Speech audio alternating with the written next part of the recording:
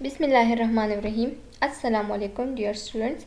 आज का हमारा जो टॉपिक है वो है the second part of the elimination chapter. Elimination chapter का सेकंड पार्ट है जो कि क्या है, यूरिनरी एलिमिनेशन है, जो कि बॉल एलिमिनेशन हमने पढ़ा है। अब हम पढ़ेंगे यूरिनरी एलिमिनेशन। यूरिनरी एलिमिनेशन कैसे होता है या यूरिन कैसे एक्सक्रीट होता है फ्रॉम द बॉडी। तो ये हमारे पास एक एनाटमी है सारे सिस्टम का कि यूरिन कैसे पास होता है बॉडी से। This is diaphragm, this layer is called diaphragm. ये एक लेयर है जिसको डायफ्राम कहते हैं, जो कि एब्डोमिनल कैविटी को चेस्ट कैविटी से क्या करता है, चेस्ट की कैविटी से एब्डोमिनल कैविटी को अलग करता है। यहाँ पे एड्रेनल, ये है एड्रेनल ग्लैंड, फिर ये किडनीज है, ये रेनल आर्टरी है, ये रेनल वेन है, interior vena cava, abdominal aorta, ये एरोटा है, ये यूरेटर है, ये आप लोग देख सकते हैं, दिस इज़ यूरेटर। और फिर इसके बाद जो है ना नीचे आता है, यहाँ पे आता है इलियक क्रेस्ट, ये इलियक क्रेस्ट है। ये कुछ मसल्स है यूटेरस के, मेजर मसल्स है, ये यूटेरस है, ये यूटेरस है, ये यूरिनरी ब्लैडर है। और फिर यूरेथ्रा के ज़रिए क्या होता है, बॉडी से एक्सक्रीट होता है यूरिन, या यूरिन जो है ना वो बॉडी से एक्सक्रीट होता है। अच्छा जी, अब है anatomy of renal system. Anatomy of renal system आप लोगों ने एनाटॉमी एंड फिजियोलॉजी में पढ़ा होगा यूरिनरी सिस्टम में, लेकिन यहाँ पे थोड़ा सा डिस्कस करते हैं कि रेनल सिस्टम कंसिस्ट होता है कौन कौन से पार्ट्स में। तो renal system is composed to kidneys होता है, एक राइट किडनी एक लेफ्ट किडनी, फिर टू यूरेटर, एक ये यूरेटर है, एक किडनी से भी ब्लैडर की तरफ आया है और दूसरी किडनी से भी ब्लैडर की तरफ एक यूरेटर आया है।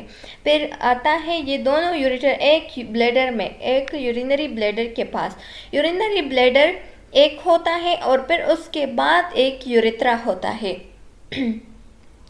So this is anatomy of the renal system. Structure of kidney. अब किडनी के स्ट्रक्चर कैसे है। Kidney are pairs of organ. Pairs मतलब के दो होते हैं, एक ये कि और फिर उसका शेप जो है ना वो बीन शेप्ड है, यानी लुबिया की शक्ल में है। साइज उसका 11 सेंटीमीटर लॉन्ग है, 6 सेंटीमीटर वाइड है एंड 3 सेंटीमीटर थिक है। वेट जो है ना 150 ग्राम है। Location the kidney lie in posterior abdominal वाल, पोस्टीरियर एब्डोमिनल वाल पे होता है, one on each side of the vertebral column, vertebral column के साइड पे होते हैं। अच्छा, पोजीशन क्या है, it is situated at T12 and L3। Longitudinal section of the kidney shows following parts. जब वो किडनी को दरमियान से कट जाए तो उसको लॉन्गिट्यूडनल सेक्शन कहते हैं, और इसको अब दरमियान में काट दिया है तो इसके अंदर ये पार्ट्स मौजूद है। कैप्सूल्स होते हैं, इसमें कैप्सूल्स होते हैं, कॉर्टेक्स होते हैं। ये देखो ये कॉर्टेक्स है, ये मिडोला है। ये जो पिरामिड शेप की दिखाई दे रहे हैं एक एक को, इसको कहते हैं मिडोला। और और हीलियम होते हैं, ठीक है, हीलियम इस साइड पे पाई जाता है। Urinary system consist of organ that produce excrete urine from the body. Urinary system जो है ना ये ऐसे ऑर्गन्स पे कंसिस्ट होता है जो कि एक्सक्रीशन करता है बॉडी से वेस्ट प्रोडक्ट को या यूरिन को। यूरिन भी वेस्ट है तो उसको बॉडी से निकलता है, एक्सक्रीट करता है, तो इसको हम कहते हैं urinary system. Urine contain waste, mostly excess water, salt and nitrogen compounds। अच्छा जी, यूरिन में क्या होता है, यूरिन जो है ना वो कंसिस्ट होता है वाटर पे, ज़्यादातर वाटर होता है, साल्ट होता है और नाइट्रोजन कंपाउंड्स होते हैं। Primary organ are the kidney. Primary, अच्छा जी, किडनी जो है ना क्या है, ये प्राइमरी ऑर्गन है यूरिनरी सिस्टम का, क्योंकि यहाँ से यूरिनरी फिल्ट्रेशन, यूरिन का फिल्ट्रेशन स्टार्ट होता है। तो kidney is the primary organ of the urinary system और renal system. Normal adult bladder can store up to 5 litre. अच्छा जी, 5 लीटर तक यूरिन जो है ना एक ब्लैडर में आता है। नॉर्मल ब्लैडर में 5 लीटर यूरिन वो स्टोर कर सकता है। फिर उसके बाद अगर ज़्यादा हो जाता है तो वो क्या होता है, वो फिर स्टोर नहीं कर सकता क्योंकि इतनी जगह नहीं होती वहाँ पे। Also responsible for regulating blood volume and blood pressures, और ये ब्लड वॉल्यूम के रेगुलेटिंग में और ब्लड प्रेशर के रेगुलेटिंग के लिए भी रिस्पॉन्सिबल होता है। क्या? Kidneys. Regulate electrolytes, kidney electrolytes को भी रेगुलेट रखता है। Organ of the urinary system, अब यूरिनरी सिस्टम के आर्गन ये हमें दिखाए गए हैं, कुछ आर्गन है देखो। The component of urinary system include, component of urinary system में क्या कहते हैं? The kidneys, the ureters, the urinary bladder and the urethra. ये देखो ये क्या है, दो किडनीज है, एक ब्लैडर है, दो यूरेटर्स है और एक यूरेथ्रा है। यूरिन, अब यूरिन क्या है? The formation of urine has 3 processes, formation of urine के 3 प्रोसेसेस होते हैं। कि कैसे होता है यूरिन? इसके ये 3 प्रोसेसेस से पास होता है, जैसे कि filtration, reabsorption and tubular secretion. Urine consist of 95% water and 5% solid substances. Urine जो है ना ये कंसिस्ट होते हैं 95% वाटर्स में और 5% इसमें सॉलिड सब्सटेंस होते हैं, साल्ट स्टिक्स होते हैं। The need of urinate is usually filled at 300 to 350 ml of urine in the bladder। जब 300 to 350 ml ऑफ ब्लैडर में यूरिन जमा हो जाए तो क्या होता है, इंसान को फिल्ड होता है, इंसान को फील होता है कि अब मुझे मतलब अब मुझे यूरिन आया है, अब मैंने इसको एक्सक्रीट करना है। टिपिकली 1000 to 1500 ml ऑफ इस वाइडेड डेली, और 1000 to 15 ml जो है ना हम एक्सक्रीट करते हैं पर डे में यूरिन, इतना यूरिन हम एक्सक्रीट करते हैं पर डे। यूरिनेशन, अब यूरिनेशन क्या है? यूरिनेशन को हम मिक्सचरेशन भी कहते हैं और वाइडिंग भी कहते हैं एंड यूरिनेशन भी कह सकते हैं। All refers to the process of emptying the urinary bladder। ये सब जो है ना ये किस प्रोसेस को कहते हैं? जब यूरिनरी ब्लैडर को हम एम्प्टी करते हैं, यानी यूरिन जो है ना इसको एक्सक्रीट करते हैं, तो इसको कहते हैं यूरिनेशन, मिक्सचरेशन और voiding. Stretch receptor, special sensory nerves ending in the bladder wall that is stimulated when pressure is felt from the collection of urine। जब collection of urine हो जाए तो special sensory न्यूरॉन है जो कि nerve को क्या करते हैं, पास करते हैं, ताकि अब वो हम यूरिन को क्या करें, एक्सक्रीट करें। एडल्ट का यूरिन जो है ना वो 250 to 450 ml तक पहुँच जाए तो फील होता है, और चिल्ड्रन का 50 to 200 ml ऑफ यूरिन। ये एक चार्ट है, आप लोग खुद देख सकते हैं, इसमें इतना कुछ नहीं है, इससे MCQs भी नहीं आएगा, ये वैसे है आप लोगों के समझाने के लिए दिया है कि नॉर्मल का क्या कैसे हो, कितना यूरिन होता है, एबनॉर्मल का, और फिर पैथोलॉजी। फैक्टर इफेक्टिंग वाइडिंग, अब फैक्टर इफेक्टिंग क्या है? वाइडिंग पे क्या असर करेगा?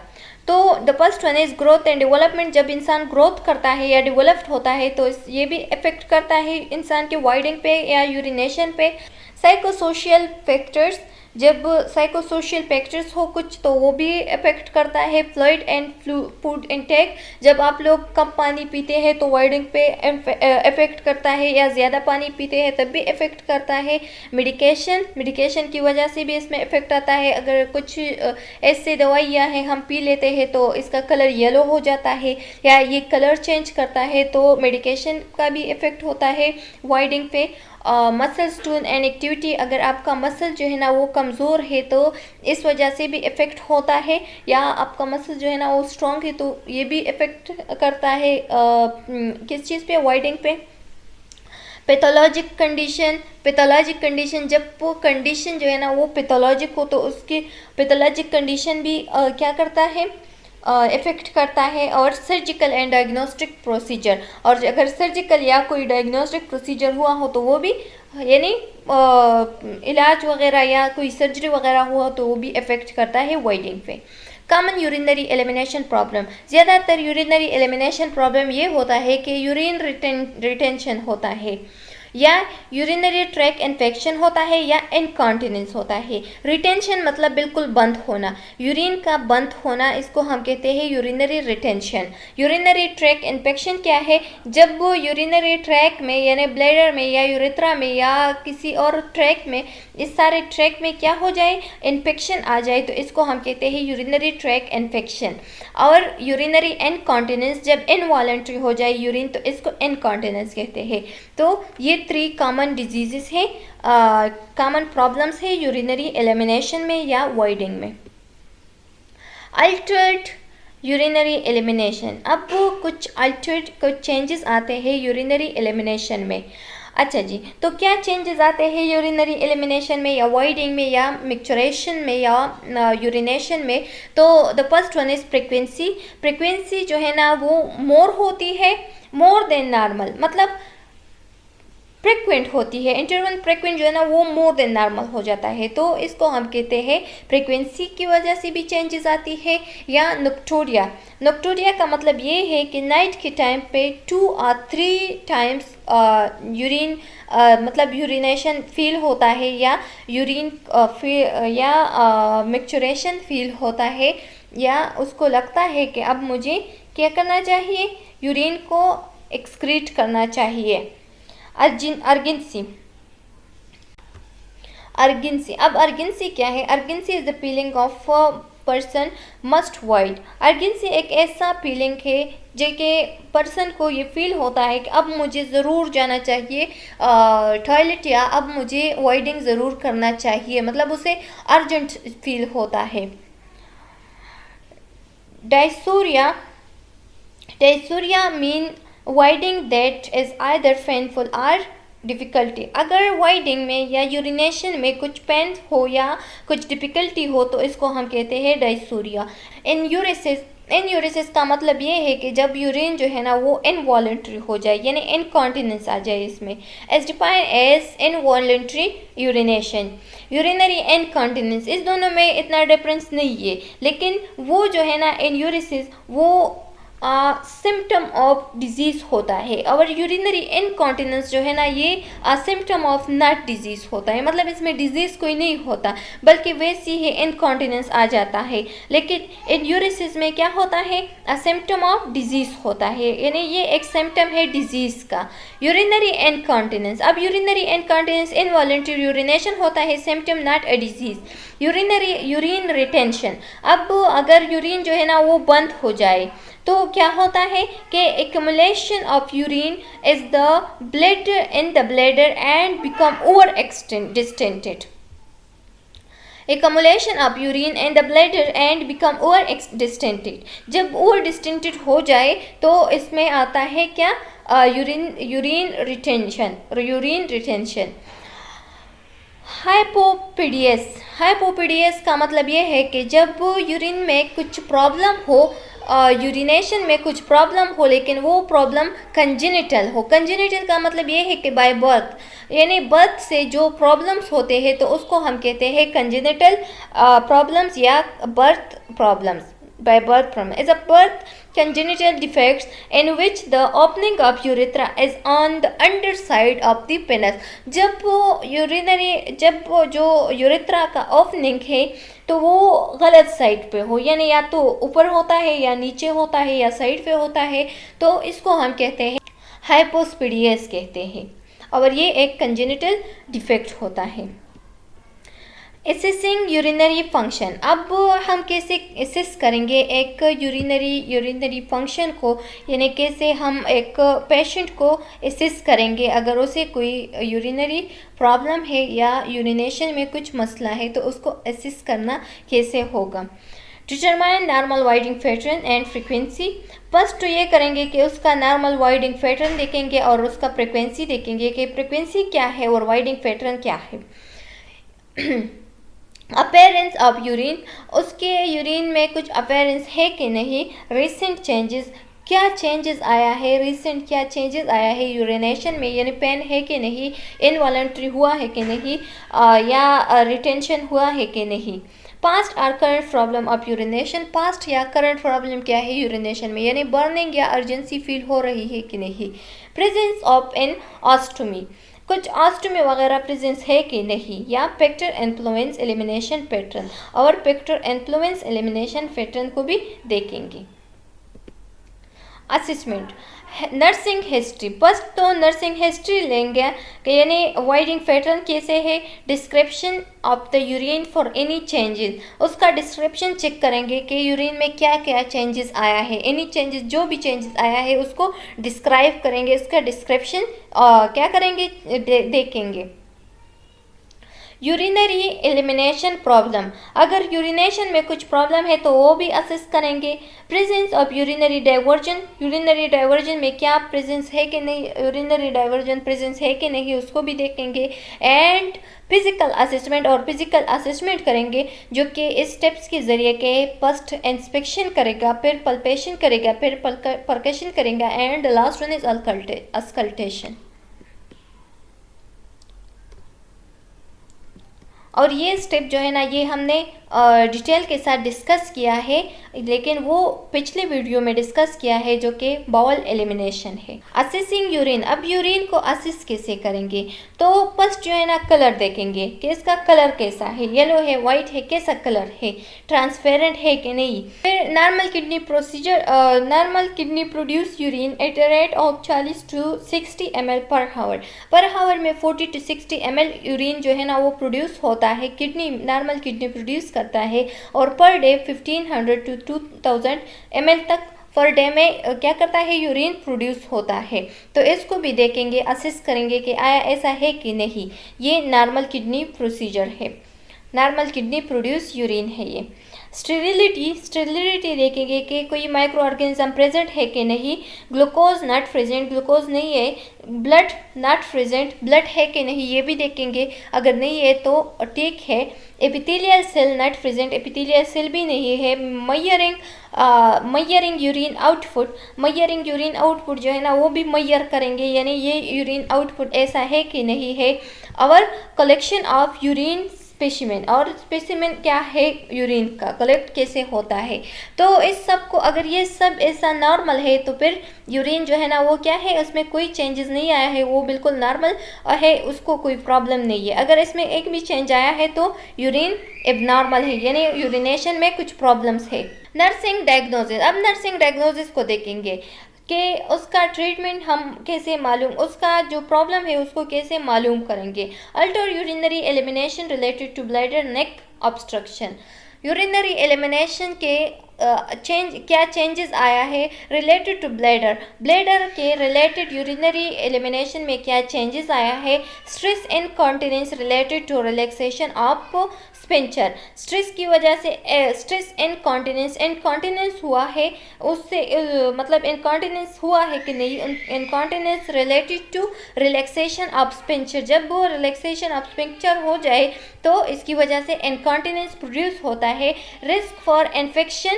Related to urinary retention, risk for infection का रिस्क होता है, अगर यूरिन जो है ना वो रिटेंट हो जाए तो इसका रिस्क होता है कि वहाँ पे इन्फेक्शन प्रोड्यूस हो जाए। सेल्फ एस्टीम डिस्टर्बेंस, यानी सेल्फ एस्टीम अगर डिस्टर्ब हो जाए तो इसकी वजह से भी यूरिनरी इनकॉन्टिनेंस आता है। प्लानिंग, अब प्लानिंग क्या करेंगे, हमने उसका डिजीज़ मालूम कर दिया, उसका प्रॉब्लम मालूम कर दिया, अब उसके लिए कुछ प्लानिंग बनाएंगे और फिर उस प्लानिंग को क्या करेंगे, उसको फिर अप्लाई करेंगे, इम्प्लीमेंट करेंगे। अच्छा जी, तो ये क्या है, मेंटेन नॉर्मल वाइडिंग पैटर्न, हमारा काम ये होगा, हमारा प्लान ये होगा कि हम उसका वाइडिंग पैटर्न नॉर्मल करें। Regain normal urine output, regain करेंगे कि नॉर्मल यूरिन आउटपुट जो है ना वो दोबारा से हो जाए। प्रिवेंट इन्फेक्शन से प्रिवेंट करेंगे पेशेंट को। मेंटेनिंग नॉर्मल यूरिन एलिमिनेशन को मेंटेन करेंगे। प्रोमोट फ्लूइड इनटेक को प्रमोट करेंगे, यानी ज़्यादा से ज़्यादा पानी देंगे, ज़्यादा जूस वगैरह देंगे। असिस्टिंग विद टॉयलेटिंग, और जब वो टॉयलेट यूज़ करता है तो उसको असिस्ट करेंगे। Preventing urinary track infection, urinary track UTI से बचाएंगे पेशेंट को। Increase fluid intake, fluid intake को इंक्रीज करेंगे और प्रैक्टिस फ्रिक्वेंट वाइडिंग प्रोसेस, उसका जो वाइडिंग प्रोसेस है उसको भी क्या करेंगे, उसको प्रैक्टिस करेंगे, उसका प्रैक्टिस करेंगे कि वो ठीक हो जाए, वापस नॉर्मल तरीके में, वापस नॉर्मल प्रोसेस हो जाए। स्ट्रेंथनिंग पेल्विक फ्लोर मसल्स, उसके पेल्विक फ्लोर मसल्स को स्ट्रेंथ देंगे, मतलब क्या करेंगे, स्ट्रांग करेंगे। और manual bladder compression and Kegel exercise, ये एक टाइप ऑफ एक्सरसाइज है, एक्सरसाइज सिखाएंगे और वो ये एक्सरसाइज करेगा। अच्छा जी, अब है मैनेजिंग यूरिनरी इनकॉन्टिनेंस। अब वो अगर किसी बंदे का यूरिन जो है ना वो इनकॉन्टिनेंस हुआ है, यानी उसमें क्या आता है, इनवॉलेंट मैनेजिंग यूरिनरी इनकॉन्टिनेंस, यानी एक पेशेंट आया है और उसका जो यूरिन है वो इनकॉन्टिनेंस हुआ है, इनवॉलेंट्री हुआ है, तो उसको कैसे मैनेज करेंगे। अच्छा जी, तो ब्लैडर ट्रेनिंग, फर्स्ट तो ये कि उसके ब्लैडर को ट्रेन करेंगे, जैसे कि required that the client postpone voiding, उसको चाहिए कि वो अपने वाइडिंग को क्या करे, जितना पोस्टपोन कर सकता है उसको पोस्टपोन करे, यानी जितना टाइम वो यूरिन को कंट्रोल कर सकता है तो उसे चाहिए कि वो कंट्रोल करे। तो इस वजह से उसका यूरिन जो है ना वो क्या हो जाएगा, उसके इनकॉन्टिनेंस ख़त्म हो जाएगा। रिसिस्ट और inhibit the sensation of urgency and voiding according to time table, और उसका वाइडिंग के एक टाइम टेबल बनाएंगे, उसका वाइडिंग के एक टाइम टेबल बनाएंगे rather than according to the urge to wide.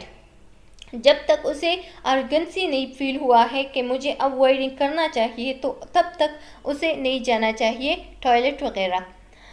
The goal is the lengthening of the interval between urination to correct the client habit of frequent urination। और हमारा गोल ये होगा कि हम पेशेंट के क्या ठीक करेंगे, पेशेंट के इस हैबिट को, यूरिनेशन के हैबिट को वापस अपने साइड पे लाएंगे और वापस अपने मतलब कंट्रोल में लाएंगे। हैबिट ट्रेनिंग, अब हैबिट ट्रेनिंग यानी उसका हैबिट कैसे ट्रेन करेंगे।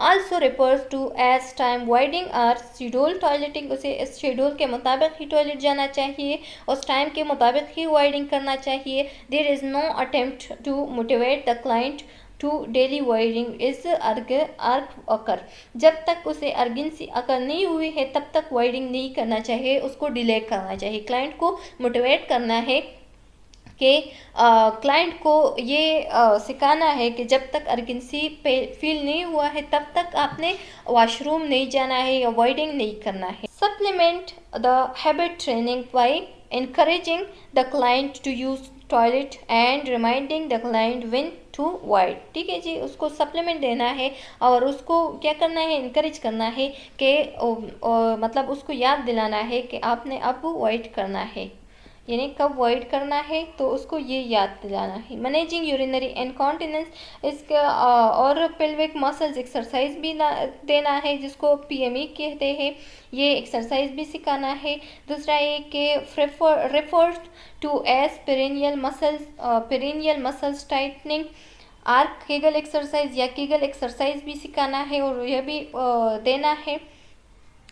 स्ट्रेथिंग पोबोकोबियल मसल्स को भी स्ट्रेंथ देना है, उसको भी स्ट्रांग करना है। And can increase the incontinence female ability, क्योंकि ये जो है ना ये इनकॉन्टिनेंस ऑफ फीमेल के एबिलिटी को इंक्रीज करता है to start and stop the stream of urine. और ये क्या करता है, start and stop the stream of urine को स्टार्ट या स्टॉप करता है। ये मसल्स फीमेल के इनकॉन्टिनेंस को इंक्रीज करता है, फीमेल में इनकॉन्टिनेंस का एबिलिटी इंक्रीज करता है। और इसका एक काम ये है कि ये क्या करे, स्टार्ट और स्टॉप करे यूरिन के स्ट्रीम को। मैनेजिंग यूरिनरी इनकॉन्टिनेंस, अब वो मैनेजिंग यूरिनरी इनकॉन्टिनेंस, एक पेशेंट है उसको यूरिनरी इनकॉन्टिनेंस हुआ है, उसको मैनेज कैसे करेंगे। तो the first one is positive reinforcement, उसको पॉजिटिव रीइंफोर्समेंट और फोर्स देंगे। दूसरा ये कि मैनेजिंग स्किन इंटीग्रिटी, उसके स्किन इंटीग्रिटी को मैनेज करेंगे।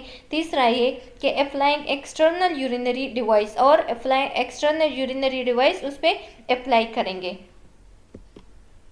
मैनेजिंग यूरिनरी रिटेंशन, आप किसी को यूरिनरी रिटेंशन हुआ है तो उसको कैथेटर लगाएंगे, कैथेटराइजेशन करेंगे।